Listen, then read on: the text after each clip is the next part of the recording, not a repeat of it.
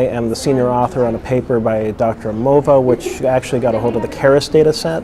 We were given approximately 2,000 profiled patients with sarcoma, and what's going to come out of that are a lot of really neat clinical trial targets. We found that sarcoma may be a disease of the loss of PTEN, which actually begins to give us a direction to go in the clinical trials. We seem to overexpress SPARC in a good majority of our cancers, which means that albumin-bound chemotherapies may actually be something that will work really well in our disease. And then on top of that, we're starting to get data out on PD-L1, which would suggest that sarcoma is another ripe area for all the hot immunotherapies that are going on right now to come into our world also.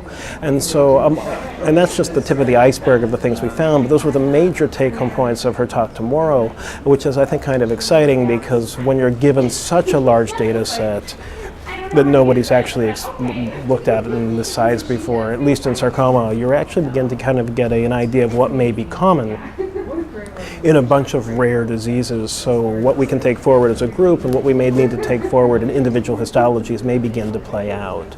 And so this is going to really change, hopefully, the clinical trial platforms and the targets we think about as a community. And so that's really exciting.